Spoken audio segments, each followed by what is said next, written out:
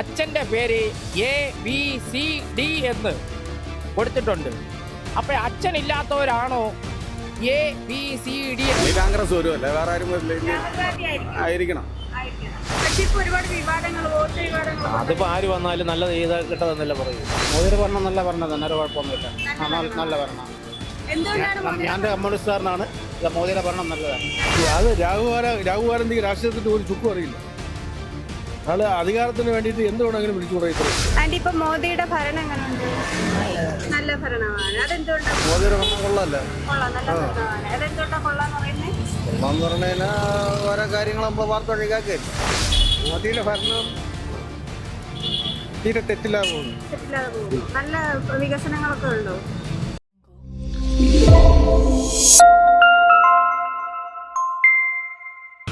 തുടർച്ചയായി മോദി തന്നെയാണ് മൂന്നാമതും ഭരണത്തിലെത്തിയിരിക്കുന്നത്. എന്നാൽ മോദിയുടെ വിജയത്തിന്റെ സത്യസന്ധതയെ ചോദ്യം ചെയ്തുകൊണ്ട് രാഹുൽ ഗാന്ധിയും രംഗത്തെത്തിയിട്ടുണ്ട്. എന്നാൽ മോദിയുടെ ഭരണത്തിൽ ജനങ്ങൾ തൃപ്തരാണോ? അവരുടെ അഭിപ്രായങ്ങൾ നമുക്ക് അവരോട് തന്നെ ചോദിച്ചറിയാം. ചേട്ടാ, ഇപ്പൊ നരേന്ദ്രമോദിയുടെ ഭരണം എങ്ങനെയുണ്ട്? തീർച്ചയായിട്ടും ഒരു മൂന്നാം ഊഴമാണ് കിട്ടിയിരിക്കുന്നത്. മൂന്നാമത്തും ഭരണത്തിൽ കയറിയത് എങ്ങനെയാണെന്നുള്ളത് ഇപ്പം ജനങ്ങൾ കണ്ടുകൊണ്ടിരിക്കുക. ഇപ്പം രാഹുൽ ഗാന്ധി ബീഹാർ യാത്ര നടത്തിയിട്ടുണ്ട്. നമ്മളെ ഇലക്ഷൻ കമ്മീഷണർ 3 മണിക്ക് വാർത്താ സമ്മേളനം നടത്തി.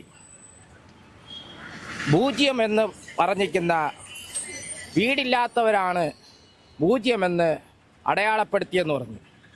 അപ്പോൾ ഈ രാഹുൽ ഗാന്ധി വാർത്താ സമ്മേളനത്തിൽ അച്ഛൻ്റെ പേര് ABCD എന്ന് കൊടുത്തിട്ടുണ്ട്. അപ്പോൾ അച്ഛനില്ലാത്തവരാണോ ABCD എന്ന് കൊടുത്തിരിക്കണതെന്ന് ഇലക്ഷൻ കമ്മീഷൻ ജനങ്ങളോട് വിശദീകരിച്ചിട്ടില്ല. അപ്പോൾ ഈ ജനങ്ങൾക്ക് ഇലക്ഷൻ കമ്മീഷനോടുള്ള ആ മതിപ്പ് നമുക്കിവിടെ തീനിറുകയാണ്. നമ്മൾ എല്ലാത്തിലും അപ്പുറം ജനാധിപത്യത്തെയാണ് വിശ്വസിക്കുന്നത്. ഇലക്ഷൻ കമ്മീഷനെയാണ് നമ്മൾ ആശ്രയിക്കുന്നത്. ഏതൊരു രാഷ്ട്രീയ പാർട്ടിയെക്കാളും നമ്മൾ വിശ്വസിക്കുന്നത് ഇലക്ഷൻ കമ്മീഷനെയാണ്. ആ ഇലക്ഷൻ കമ്മീഷൻ തന്നെ ഇങ്ങനെ കളിച്ചപ്പോൾ നമുക്ക് വളരെ പ്രയാസകരമായി. വാരണാസിയിൽ മോദി 11:30 മണി വരെ പിന്നിലായിരുന്നു. പിന്നെ ഒരു 12 മണിയായപ്പോൾ മുന്നിലെത്തി. അപ്പോഴേ അവിടുത്തെ വോട്ടിംഗ് നിലപാട് എങ്ങനെയാണെന്നുള്ളത് നമുക്ക് അറിഞ്ഞുകൂടാ. അപ്പോഴേ രാഹുൽ ഗാന്ധി ബാംഗ്ലൂരിലെ തെരഞ്ഞെടുപ്പിനെ കുറിച്ച് അവലോകനം ചെയ്തപ്പോൾ ഇന്ന് ഇലക്ഷൻ കമ്മീഷൻ പറയുന്നു നമ്മുടെ ഫോട്ടോകൾ വച്ച് പ്രചരിപ്പിച്ചു എന്നാണ് പറയുന്നത്. ഭരണം കുഴപ്പമില്ല, വരാൻ പാടില്ല, മാറ്റം വേണം. ഇപ്പൊ വേറെ ആരാണ് വരാനുള്ളത്? നീ കോൺഗ്രസ് വരുമല്ലേ, വേറെ ആരും വരില്ല, ആയിരിക്കണം. അതാണ് വോട്ട് ഭയങ്കര വോട്ട് മോഷണവും കാര്യമൊക്കെ അല്ലേ. ജനങ്ങൾ ഒരു ചെറിയൊരു മാറ്റം പ്രതീക്ഷിക്കണം. കുഴപ്പമില്ലാതെ പോകുന്നുണ്ട്. ഈ വോട്ട് കച്ചവടമാണ് പ്രശ്നമായിരിക്കും. വോട്ട് കച്ചവടം, സാധനങ്ങൾക്കെല്ലാം വില കൂടുതൽ, ഗ്യാസിൻ്റെ വില കൂടുതൽ, പെട്രോളിന് വില കൂടുതൽ, എല്ലാ സാധനങ്ങളും വില കയറ്റി വരും. അപ്പോൾ ഒന്ന് മാറി വരണമെങ്കിൽ അടുത്ത് വേറൊരു ഭരണം വന്നിരുന്നാൽ ചിലപ്പോൾ മാറുമായിരിക്കും. ഭരണം അടിപൊളി ഭരണമല്ലേ. പിന്നെ പുള്ളിക്കാരനെ ജയിക്കുള്ളൂ, പുള്ളിയുടെ പാർട്ടി ജയിക്കുള്ളൂ. അതിപ്പോ ആര് വന്നാലും നല്ലത് ചെയ്ത് കിട്ടതെന്നല്ല പറയൂ. വരും, മാറ്റമേ ഇല്ല, വരും. മോദി തന്നെ വരും, ഒരു മാറ്റവും ഇല്ല. പുള്ളിക്കാരനെ പോലെ കഴിവുള്ള ആരുണ്ട്? പിന്നെ ഈ അടുത്ത ഒരു 10-15 വർഷത്തിനപ്പുറം നല്ല രീതിയിലുള്ള പുരോഗമനമാണ് രാജ്യത്ത് ഉണ്ടാകുന്നത്. അത് എല്ലാവരും മനസ്സിലാക്കുന്നില്ല. കുറച്ച് പേർ അത് എതിർക്കുന്നുണ്ട്, അത് സ്വാഭാവികം. എന്നാലും ലോകത്ത് ഏറ്റവും കൂടുതൽ ഇപ്പോൾ ഇന്ത്യയുടെ പേര് കൂടിക്കൊണ്ടിരിക്കുകയും ഇപ്പോൾ അദ്ദേഹത്തിൻ്റെ ഭരണം ഇന്നും ഉണ്ടാവണമെന്നാണ് ഞാൻ ആഗ്രഹിക്കുന്നത്. ഇന്നും വരണം. അത് വരും. അത് ഏത് നല്ല കാര്യം ചെയ്താലും അതിന് വിവാദമില്ല. ഒരു വീട്ടിൽ തന്നെ ഒരാളുണ്ടെങ്കിൽ ആ പറയുന്നത് എല്ലാവരും കേൾക്കും, വീട്ടിലുള്ളവരും കേൾക്കും. അത് രാഘുവാരന്തിക്ക് രാഷ്ട്രീയത്തിന്റെ ഒരു ചുക്കും അറിയില്ല. ആള് അധികാരത്തിന് വേണ്ടിയിട്ട് എന്ത് വേണമെങ്കിലും വിളിച്ചു പറയും. ഇത്രയാണ്. അല്ല, ഒരു കോൺഗ്രസിന്റെ പാരമ്പര്യമൊന്നും രാഹുൽ ഗാന്ധിക്കില്ല. മോദി തന്നെ വരണം, അതിന് സംശയമൊന്നും വേണ്ട. 100% മോദി തന്നെ വരും. നല്ല ഭരണം അദ്ദേഹത്തിൻ്റെ നല്ല രീതിയിൽ ഈ അടുത്ത കാലത്തിൽ ഒരു എൻ്റെ അറിവ് ഞാൻ 81 മുതൽ വോട്ടവകാശം ചെയ്തു തുടങ്ങിയ ഒരാളാണ്. കോൺഗ്രസിൻ്റെ ഭരണം കോൺഗ്രസിനാണ് വോട്ട് ചെയ്തുകൊണ്ടിരുന്നത്. അപ്പോൾ ഇപ്പോൾ അദ്ദേഹമാണ് 15 വർഷം കൊണ്ട് അദ്ദേഹമാണ് മുന്നിട്ട് നിൽക്കുന്നത്. അദ്ദേഹത്തിൻ്റെ ലോകരാജ്യങ്ങളുടെ ഇടയിൽ ഇന്ത്യയുടെ പ്രശംസ ഏറ്റവും കൂടുതൽ ഉച്ചസ്ഥാനത്ത് എത്തിച്ചത് മോദിയാണ്. അത് വരും, അത് ഒന്നും അല്ല അതിൻ്റെ കാര്യമില്ല. അങ്ങനെ അദ്ദേഹത്തിന് മറുപടി വരേണ്ട കാര്യമില്ല. പാർട്ടിക്കാരൻ്റെ പറഞ്ഞുകൊണ്ടിരിക്കില്ല. രാഷ്ട്രീയമായിട്ട് നോക്കുകയാണെങ്കിൽ രാഷ്ട്രീയത്തിൽ അദ്ദേഹം വേറെ പാർട്ടിക്കാർ പറഞ്ഞുകൊണ്ടിരിക്കുകയാണ്. അത് അതിൻ്റെ സമയം വരുമ്പോൾ അതിൻ്റെ മാധ്യമത്തിനോട് പ്രതികരിക്കേണ്ട കാലഘട്ട സമയം വരുമ്പോൾ അദ്ദേഹം പ്രതികരിക്കും. എല്ലാത്തിനും ഇപ്പോൾ എടുത്തു വെച്ചിട്ട് സംസാരിക്കാൻ പറ്റുമല്ലോ. അതിന് ഓരോന്നിനും സമയങ്ങളുണ്ട്. അപ്പോൾ അതിന് ജനങ്ങളോട് വിശദീകരിക്കേണ്ട കാര്യങ്ങൾ അദ്ദേഹം വിശദീകരിക്കും. ആൻറ്റി, ഇപ്പൊ മോദിയുടെ ഭരണം എങ്ങനെയുണ്ട്? നല്ല ഭരണമാണ്. അതെന്തുകൊണ്ടാണ് മോദിയുടെ ഭരണം നല്ലതെന്ന് പറയാൻ? നല്ല പ്രവർത്തനങ്ങളാണോ? നല്ല പ്രവർത്തനങ്ങളൊക്കെ തന്നെയാണോ കാഴ്ചവെക്കുന്നത്? പക്ഷെ ഇപ്പൊ ഒരുപാട് വിവാദങ്ങൾ, കള്ളവോട്ട് വിവാദങ്ങളൊക്കെ ഉണ്ട്. അത് എനിക്കറിയില്ല മോളെ, അറിയില്ല. ഇനി അടുത്ത ഭരണത്തിലും മോദിനെ വരാൻ ചാൻസ് ഉണ്ടോ? അതും അറിയത്തില്ല. ആന്റിക്ക് എന്താ താല്പര്യം? മോദി വരണമെന്നാണോ? കുഴപ്പമില്ല, നല്ലതാണ്. ഒരു ഓൺലൈൻ ചാനലിൽ നിന്ന് വരുന്നയാ. അപ്പൊ ചേട്ടന്റെ കുറച്ച് അഭിപ്രായങ്ങൾ അറിയാനായിട്ട് വന്നാ, ചോദിച്ചോട്ടെ. ചേട്ടാ, ഇപ്പൊ മോദിയുടെ ഭരണം എങ്ങനെയുണ്ട്? മോദിയുടെ ഭരണം കൊള്ളാല്ലേ? കൊള്ളാം, നല്ല ഭരണമാണ്. അതെന്തുകൊണ്ടാ കൊള്ളാന്ന് പറയുന്നത്? കൊള്ളാന്ന് പറഞ്ഞാൽ ഓരോ കാര്യങ്ങളും വാർത്ത ഒഴികാക്കല്ലേ. കുറെ വിവാദങ്ങളൊക്കെ ഉണ്ടായിരുന്നല്ലോ.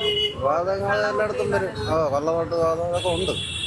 ഇടയ്ക്ക് മറയ്ക്കൊക്കെ ഉള്ളത് തന്നെ പോലെ. പക്ഷേ രാഹുൽ ഗാന്ധി ഒരുപാട് തെളിവുകളൊക്കെ നടത്തിയിട്ടല്ലേ ചോദിക്കുന്നത്? ആര് ഭരിച്ചിരുന്നാലും ഇതുപോലെ കുറെ കള്ളത്തരങ്ങളും കാര്യങ്ങളൊക്കെ ഉണ്ട്. പിന്നെ അടുത്ത ഭരണത്തിൽ മോദി വീണ്ടും വരുമോ? ജനങ്ങളെ ഇഷ്ടമല്ലേ? ജനങ്ങളല്ലേ ചേട്ടന് വരണമെന്നാണോ? നമ്മളിപ്പം ഇവിടെ കേരളത്തിലുള്ളവരല്ലേ, നമ്മളിവിടെ അല്ലേ നമുക്ക് വോട്ട്. നമുക്കതൊന്നും പറയാൻ പറ്റൂലല്ലോ. ഭൂരിപക്ഷം ജനങ്ങൾ വോട്ട് ചെയ്യണതല്ലേ ആൾക്കാരെ തിരഞ്ഞെടുക്കുന്നത്. ഞാൻ ഒരാൾ ഇട്ടെന്നും പറഞ്ഞുകൊണ്ടല്ലോ തിരഞ്ഞെടുക്കുന്നത്. എൻ്റെ അഭിപ്രായ പ്രകാരം നല്ലവർ തന്നെ വരണം. അത് ജനങ്ങളെ തീരുമാനമാണോ? പിന്നെ മോദിയെ ആക്കണതെല്ലാം പാർട്ടിക്കാരെ തീരുമാനമാണ്, അത് ജനങ്ങളെ തീരുമാനമല്ല. കോൺഗ്രസ് ഭരണം പിടിക്കാൻ വലിയ പാടാണ്. കാര്യം അവർ തമ്മിലടിയും കാര്യങ്ങളുമാണ്. ഭരണത്തിന് വേണ്ടിയുള്ള തമ്മിലടിയല്ലേ. അതുകൊണ്ട് അവർ വരുമെന്ന് എനിക്ക് തോന്നണില്ല. പിന്നെ ബാക്കിയെല്ലാം ജനങ്ങളെ കയ്യിലാണ്. ജനങ്ങൾ തീരുമാനിക്കും ആരാണ് ഭരിക്കാനുള്ളത്. ചേട്ടാ, ഇപ്പൊ മോദിയുടെ ഭരണം ചേട്ടന്റെ അഭിപ്രായത്തിൽ എങ്ങനെയുണ്ട്? മോദിയുടെ ഭരണം തീരെ തെറ്റില്ലാതെ പോകുന്നു. നല്ല വികസനങ്ങളൊക്കെ ഉണ്ടോ? കേരളത്തെ സംബന്ധിച്ചുള്ള വലിയ വികസനങ്ങളൊന്നുമില്ല. ഇപ്പൊ ഒരുപാട് വിവാദങ്ങളൊക്കെ ഉണ്ടായിരുന്നല്ലോ, കള്ളവോട്ട് വിവാദങ്ങളൊക്കെ. അതിനെക്കുറിച്ച് ചേട്ടൻ എന്താണ്? ഈ ഇലക്ഷന്റെ കാരണം തന്നെ ശരിയല്ല എന്നാണ് എൻ്റെ അഭിപ്രായം. ഇലക്ഷൻ കമ്മീഷനും ശരിയല്ല, രാഷ്ട്രീയ പാർട്ടികളും ശരിയല്ല. ഇനി ഒരു അവസരം കിട്ടിയാൽ മോദി തന്നെ ഭരണത്തിൽ വരാൻ സാധ്യതയുണ്ടോ ചേട്ടന്റെ അഭിപ്രായത്തിൽ? ഇനി ഒരു അവസരം ലഭിച്ചെന്ന് പറഞ്ഞാൽ കള്ള വോട്ടിന്റെയും ഇലക്ഷന്റെ കമ്മീഷന്റെ തീരുമാനങ്ങൾ എന്താണെന്ന് അറിയത്തില്ല. മോദിനെ ഇലക്ഷന്റെ ലിസ്റ്റ് തയ്യാറാക്കിയാലേ മാത്രമേ എന്തെങ്കിലും. അല്ലെങ്കിൽ ഇനി നാലാമത് ഒരു ഇലക്ഷനും കൂടെ വരുമ്പോൾ നാലാമതും മോദി തന്നെ ഭരണത്തിലെത്തുമോ? കേരളത്തെ സംബന്ധിച്ചിടത്തുണ്ടെങ്കിൽ ഇവിടെ ഈ BJPയുടെ പ്രവർത്തനങ്ങളൊന്നുമില്ല. സമയമാകുമ്പോൾ അണ്ടന് അടകോടന് ഇലക്ഷൻ നിൽക്കുന്നു കേരളത്തിൽ, മനസ്സിലായി? അത് സാധാരണ ഒരു സ്ഥാനാർത്ഥി അവർ ഇതുവരെയായിട്ടുള്ള യാതൊരു സമര പരിപാടികളൊന്നും ഇവിടെ കേരളത്തിൽ BJP സ്ഥാനാർത്ഥികൾ നടത്തുന്നു. സമയമാകുമ്പോൾ ഏതെങ്കിലും ഇലക്ഷന് ആൾക്കാരെ പിടിച്ച് നിർത്തുന്നു, തോൽക്കുന്നു. അത് വേണ്ടപ്പെട്ട നേതാക്കന്മാർ വല്ല ഗവർണറായിട്ടോ ചാൻസലറായിട്ടോ കിട്ടിപ്പോകുന്നു. ഇത് ഇവിടുത്തെ കേരളത്തിൻ്റെ അവസ്ഥ. അല്ലാതെ ഇവിടെ ഒരു സമരവും നടത്തിയിട്ടില്ലായിരുന്നു. കേരളത്തിലെ കാര്യം അറിയാം. നോർത്ത് ഇന്ത്യയെ സംബന്ധിച്ചിടത്തോളം എന്ന് പറഞ്ഞാൽ അവിടെ കാര്യങ്ങളൊന്നും എനിക്കറിയാം. അങ്ങേറ്റ് പ്രധാനമന്ത്രി ആവാതിരിക്കുന്നതാണ് നല്ലത്. പ്രധാനമന്ത്രി ആവണമെന്നുണ്ടെങ്കിൽ ഇപ്പോഴത്തെ രാഷ്ട്രീയ പ്രവർത്തികളിൽ ഒരുത്തനും നല്ല ഇതുള്ള ഒരാരും രാഷ്ട്രീയ പാർട്ടി എന്നാണ് എൻ്റെ അഭിപ്രായം. നല്ലൊരു നേതാക്കന്മാരെ ഇനി വാർത്തെടുക്കാൻ പറ്റും. ഇവർക്കൊക്കെ ശരിക്കും പറഞ്ഞ ഒരു കോളേജ് തലത്തിൽ ഒരു ക്ലാസ് കൊടുക്കും, എങ്ങനെയാണ് ഭരിക്കണമെന്ന്, എന്താണ് ഭരണത്തിൻ്റെ നേട്ടം എന്നുള്ള കാര്യങ്ങൾ. ചുമ്മാ സമയമാകുമ്പോൾ അവനെ ഭരിക്കുന്നു, പിന്നെ അധികാരത്തിൽ പറയുന്നത്. ഇവിടെ കേരളത്തിൽ തന്നെ ഇവിടെ ഇപ്പം കംപ്ലീറ്റ് നാശക്കോട്ടയാക്കി വെച്ചേക്കുകയാണ്. കാരണം കടമെടുത്താണ് ജീവിക്കാൻ പോകുന്നത്. ഇപ്പോൾ ഓണം പറഞ്ഞു, അരി ആന്ധ്രയിൽ നിന്ന് പറഞ്ഞു, പച്ചക്കറി തമിഴ്നാട്ടിൽ നിന്ന് പറഞ്ഞു. കേരളത്തിൽ ഇവിടെ ഒന്നും ഉൽപ്പാദനമില്ല. കാർഷിക തോട്ടം എല്ലാം നശിച്ചു കിടക്കും. ഒന്നും കൃഷി ചെയ്യുന്നു.